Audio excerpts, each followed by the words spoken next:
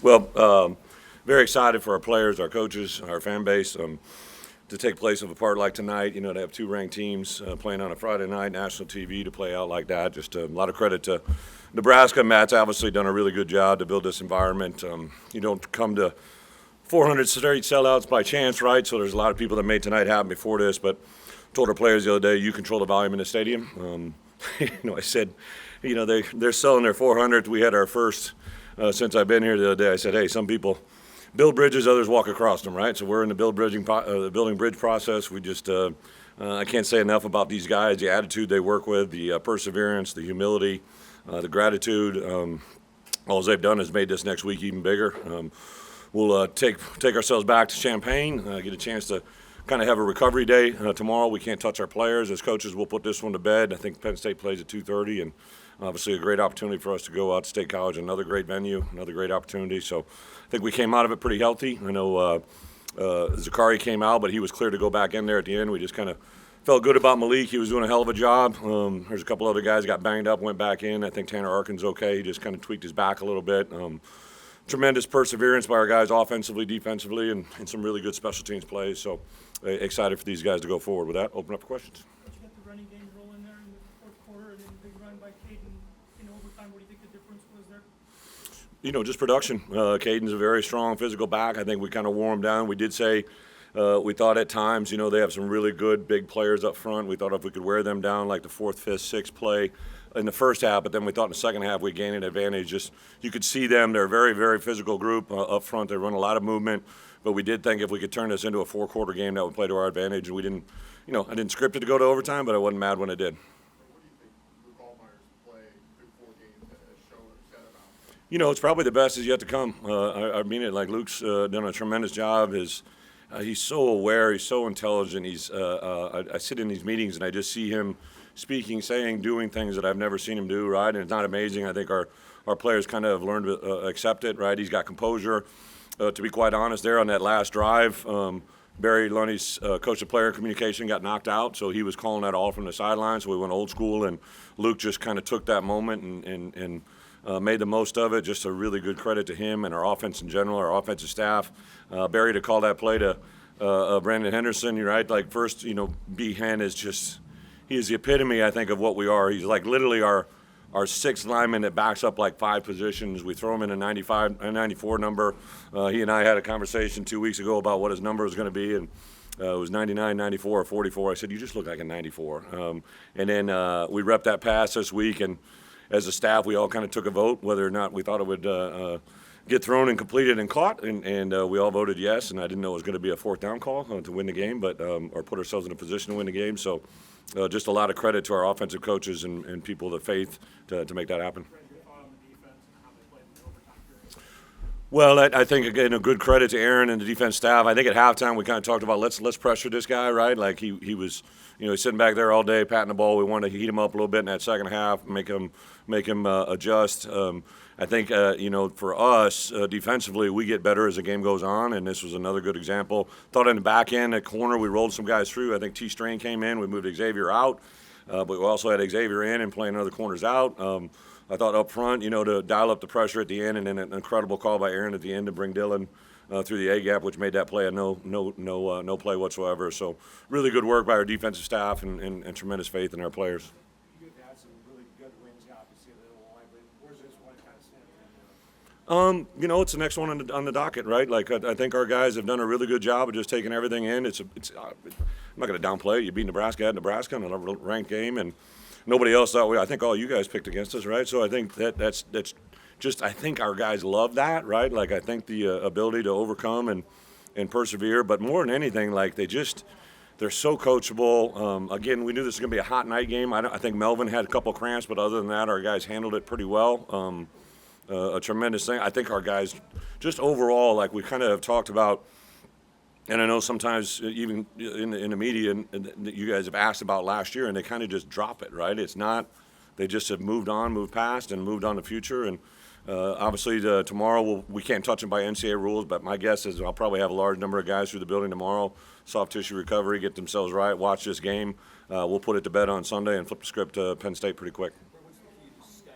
It's like 2 years where you're able to stack. Yeah. What's the key to Well, we got to stay healthy, which I think we did that, right? But also when guys pop in, I thought Malik Elzy today, right, comes in and just played awesome.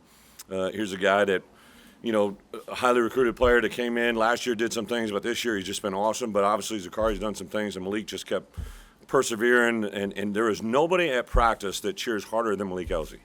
Right, and his moment didn't come until today in the fourth quarter against a ranked opponent against Nebraska, and look what he did, right? Like just another great story. There's so many of them. I tell our guys all the time, for me as a head coach, the gratitude that just to be in this moment with them is absolutely awesome. I've been doing this a long time, but I can't say as I've ever enjoyed as much working with these guys on the highest of the highs and the lowest of the lows. It's just a lot of fun. Right after your interview on TV again, and you kind of made a beeline for Aaron. Mm-hmm.